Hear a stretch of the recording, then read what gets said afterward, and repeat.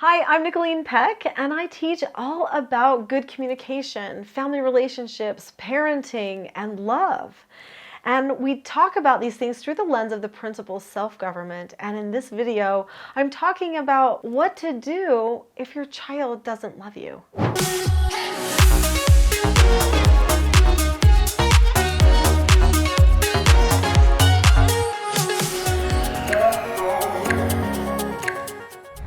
So in this video, we're going to be talking about love. We're going to be talking about the parent-child relationship and what could actually make it so that a child might start feeling like they don't love you. And then what we can do about that to help bond together again, to repair that breach and that love in that relationship, and hopefully get things going in a good direction again. Let's talk about love. Love is different than pleasure or a feeling of satisfaction. It's different than a preference or something that you wish for or want. It's different than a desire. Even I think a lot of people think love is something you desire, something you want, something that you maybe crave, a sensation you want to have, something like that. That's not love. Love is when a person has a value for another person. Or for a thing. It's when you say, this person has a deep value to me. So in this way, I could actually love someone who doesn't love me back. I was raised to believe that every single person is one of God's children, and that they all have a purpose and a potential and a value. Doesn't matter the color of their skin, doesn't matter their religion, doesn't matter where they live, doesn't matter how much money they make, doesn't matter any of it. That their value is just innate because they are a person and that God put them here.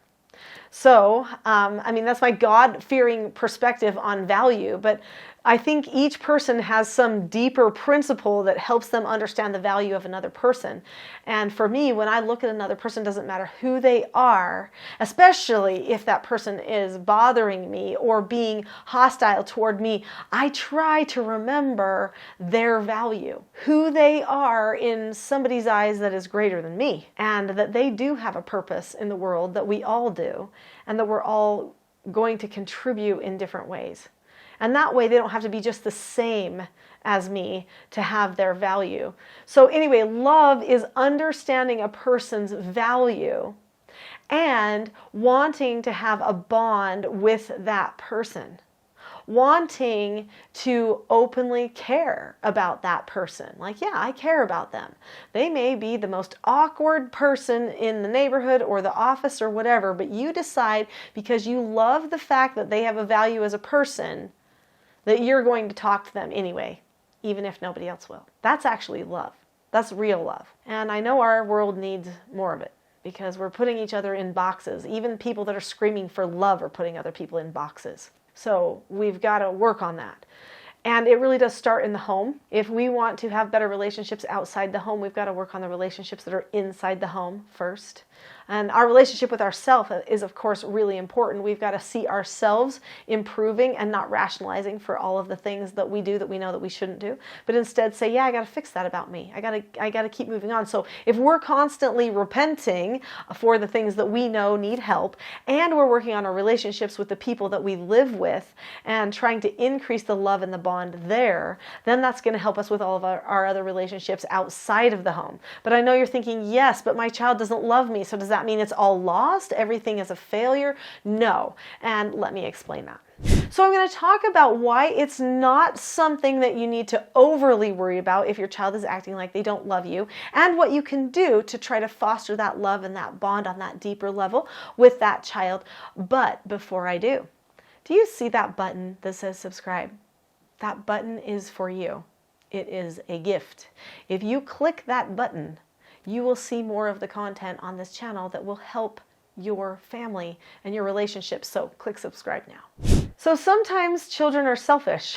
This shouldn't come as any surprise. Sometimes people are just in general are selfish, right? So this shouldn't surprise any of us. We've all seen it. Hopefully we've even seen it within ourselves so that we've been able to work on it and fix it and not be so selfish ourselves. But sometimes children get so hyper-focused on one thing. Maybe it's the phone or being with that friend that the parent knows is not a good influence on the child, or whatever it is, they focus on that one thing that they want. And because of that feeling or desire of want and craving, they start thinking that that's their love, and they start detaching from real loves in their life, such as their parents. The love of stuff, the love of self can decrease the love of the other people around you.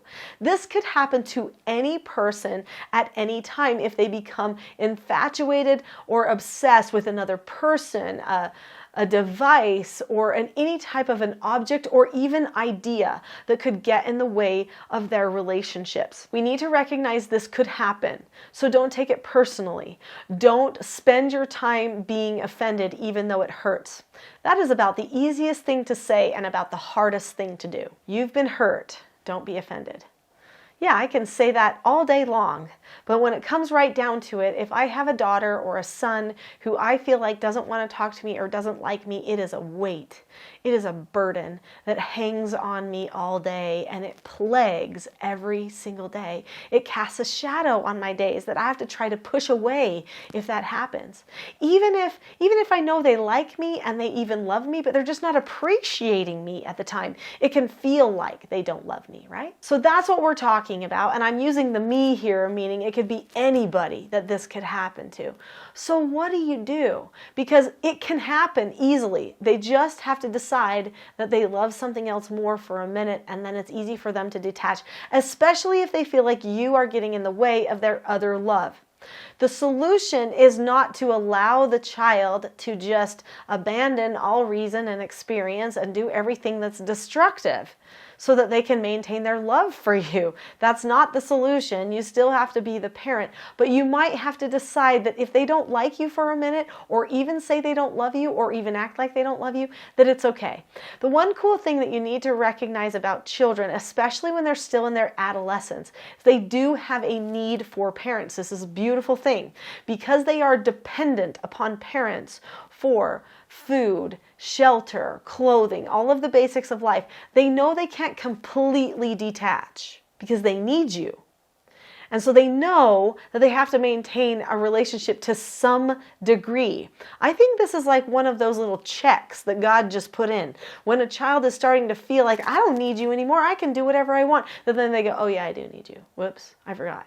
Because I'm not providing for all of my own needs yet. And so I am dependent upon other people. So I guess I better work with those other people a little bit. And then as they do, usually what happens is that feeling of selfishness will dissipate from time to time, and that love will creep in. Even if they don't acknowledge it, even if they don't tell you about it, it will actually creep in, because people actually do want to have that feeling. And if you're sending it to them on a regular basis, then they will feel it too.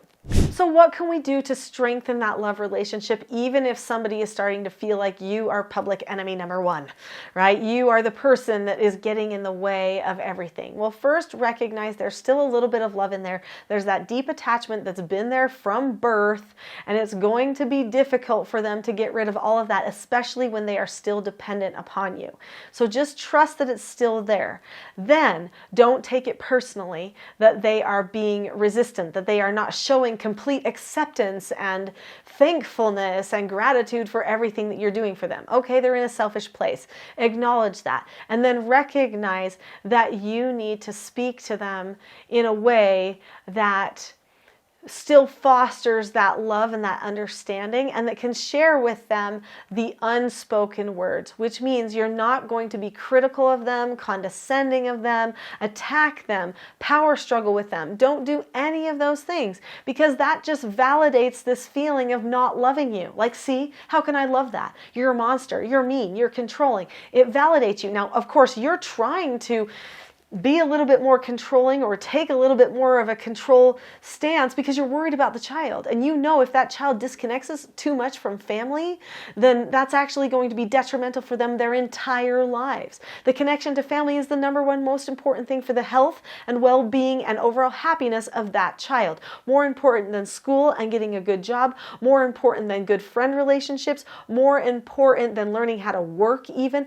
is learning how to bond with people in a healthy way, because that's really what gets them the good job and what helps them through all of their educational pursuits and which helps them have other relationships with friends in the future. It is that training ground with the parents is so important. So I know that's why you're panicking, that's why you're worrying, that's why you might even be forcing things on them a little bit, but try to stay away from all of that type of behavior and instead change from the inside out. So when I say change from the inside out, what I mean is that you need to change your heart towards your child first. So you need to think, okay, this is where they're at. I can accept it and not take it personally. In fact, I can decide that my child does love me even though they say they don't. And that love can continue to grow as we spend time together. So I'm going to make sure that we're spending time together and that I'm speaking with love. And every time you correct your child, talk to your child, even if it's something you have to tell them they can't do, because sometimes that's good parenting, even if they don't like it, right? Then you can speak with love. You can look at them in the eyes and think, I love you. I love you. Even though you're telling them, this is not a party that you get to go to. I'm so sorry. I know that's a disappointment. But you're thinking, I love you. It's okay. That's the type of feeling you could carry with you if you're constantly fostering that feeling of love that is on the inside of you. So fix the love, fix the bond from the inside out. And the only inside that you can have any control over is your inside. So if they still say, I don't love you, I don't even like you, I hate you, I can't forgive you, because that's what society fosters right now. In the name of love, a whole bunch of people are preaching hate. And so they may preach hate to your child, and your child may gather that for a while and decide, yeah, if my parent doesn't tell me exactly what I want them to tell me, then they don't love me, and so I don't love them. Okay? Maybe. Maybe that's what they learn online and on social media. It's not true though. And you can constantly be the proof that it's not true, because you can always love them, serve them, care about them, ask how their day is, watch out for them. And once they're gone and they're adults, and their prefrontal cortex develops, they might find themselves coming back to you and wanting that deeper relationship. I hope it doesn't get to that point. I hope you can fix it beforehand. If you have ways to communicate over situations that might occur in the home, such as them not doing their chores or participating like they should, or having attitude problems and not communicating well, if you have skills for that, then it's going to help. And I'm going to help you with the skills for that. So after this video, the next video you want to see is one called The Not So Known Secret for Parenting Success. If you click on the link to that video now, then you will be able to learn how to communicate with your child in these touchy situations when they normally get emotional or think you don't care and decide not to love you. You can communicate in a predictable, loving way, even if they're pushing against you. And that will help you with your confidence, even when they're trying to tear it down by acting like they're removing their love from you. Have hope. That bond is much deeper than one little circumstance or even bad decision or even outburst can break. It's deep. They can't get rid of you if they try, because you will always be their parent. That's what our DNA does. It hooks us together. And we need each other. And we know that, even if it's just to know that other person loves you. It makes a difference in your life. So don't give up. Click on the link to the next video, get the help you need for the skills for solving problems, and then start changing your love on the inside of you.